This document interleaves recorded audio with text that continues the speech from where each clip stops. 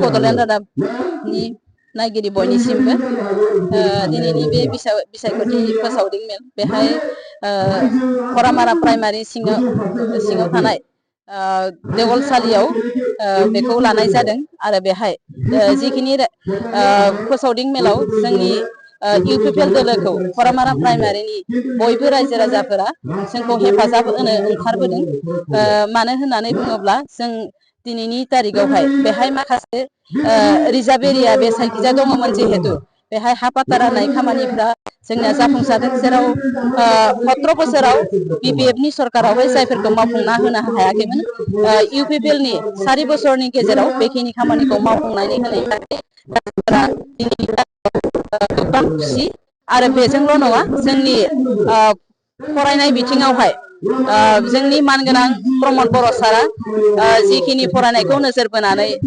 माखासे बिथिङावहाय doctor engineer जानो हानायनि राहा लामाखौ जेराव होनाय जादों जोंनि गोरिब गुन्द्राफोरा जेराव फरायनायनि मोनसे सुबिदा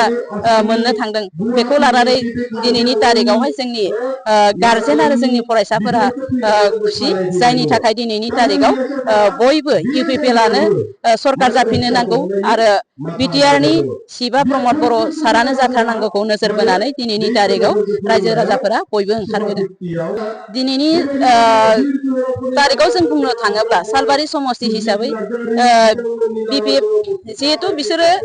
जेराव एजेन्डा गैला बिपिएफ हिसाबै एजेन्डा गैयिनि थाखायनो दिनैनि तारिखआव बिसोरनि माखासे आगदा आगसि हाग्रामा सेरनि जिखिनि जाय आगदा आगसि लिडारफोरा दिनैनि तारिखआव बिसोरनिफ्राय गानानै जोंजों हेफाजाब होनो फैबाय जिहेतु बिसोरो जोंनि सालबारि समस्ति हिसाबै बिसोरो जोंनि थाखाय गोबां भटआव जों भट मोननो हानाय नङा बिसोरथ' बुंखागोनानो बेबायदिखौ गावबा गावखौ थिफुदला खोन्थैनानै लागोन खिन्थु बुंना लानाया जोंनि थाखाय गेदेर बाथ्रा नङा बिसोरो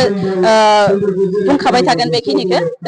जोंहा इउपिपिएलआनो सरकार गठन खालामगोन जोंहा रोखा बेयो जोंनि थाखाय जेबो गेदेर बाथ्रा नङा बिसोर बुंना लानाया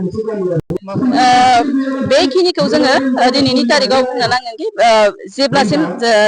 26 आव जोंनि रिजाल्टआ ओंखारगोन जिहेतु बे खालि बेखिनि खौरांखौ जों मोननो हागोन